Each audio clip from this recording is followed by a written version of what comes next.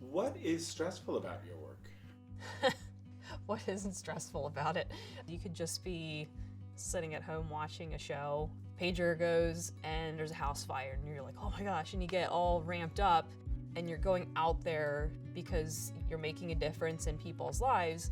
Sometimes you luck out and you have an okay shift, but there are some times when the EMS gods are not so nice to us, and then we get hammered with different types of calls. Working in this job, we are exposed to a lot of very traumatic things. We go through a behavioral health chapter in the paramedic curriculum, but really it's more so for us to understand what types of issues there are out there, like diseases and stuff that people can have, and how we can treat people who are having them. It's not so much for us. You know, it's not that we just go out and we see it briefly and then we're done. You know, when you work on the ambulance, it's you and them, and it's on you to try to get them there alive. Sometimes I'm fortunate and I can do that, and sometimes I lose them. And it's happened, I can't tell you how many times. We were called for a cardiac arrest, and it was a 6-year-old girl. I worked on her so hard, and unfortunately she didn't make it.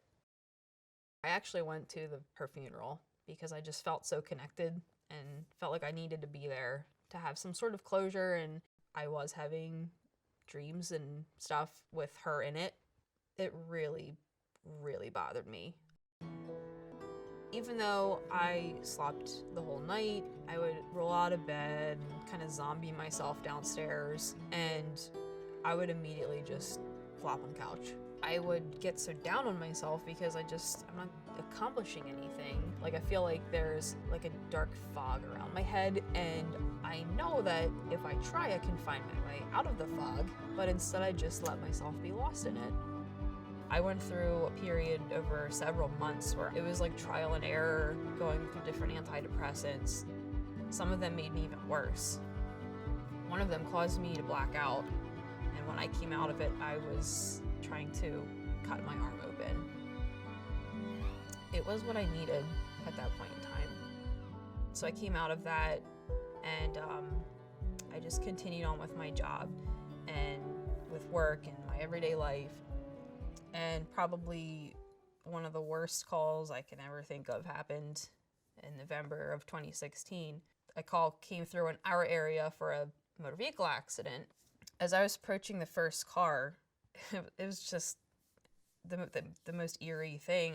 I recognized the car. So I see this and I'm kind of internally panicking, but I'm trying to keep cool because I know I'm on a mission. I have to get to a patient. I just blocked it out of my head, kept going, went to the other car, got my patient, and as soon as we got back to the station, my mom calls me and she goes, "Ashley, are you okay?" And I said, "I think so, but please don't tell me what I think you're going to tell me." And she said, "Ashley, that was Uncle Rob in the accident, and he died. He didn't make it." I felt guilty because I thought, what if I got there sooner? What if I was the one there working on him? Could I have saved him? And I kind of kicked myself over and over again, thinking I could have done something for him. I was having nightmares about it, and I couldn't eat, I couldn't sleep. I was kind of ignorant to my resources and what could be done. I didn't know what to do. I just dealt with it. Our EMS region has a critical incident stress team. They were like, "You absolutely have PTSD from this." And I said, "I think I had PTSD from before."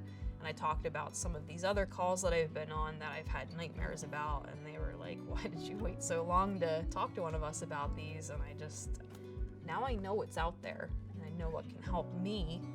And now that I know that it can help me, I know that it could help other people too. It was amazing how many people came forward to me and said, "You know what? I've been dealing with this too."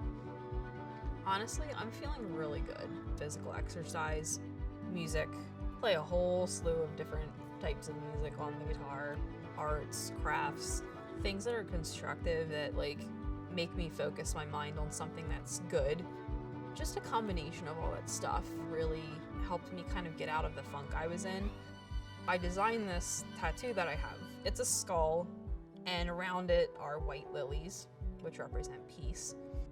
So basically, it represents there can be peace surrounding death. It's pretty incredible when you open up and show people that it's okay, and other people think, oh, you know, it is okay to recognize these issues, and then they open up too, and then they get their help that they need, which is pretty cool.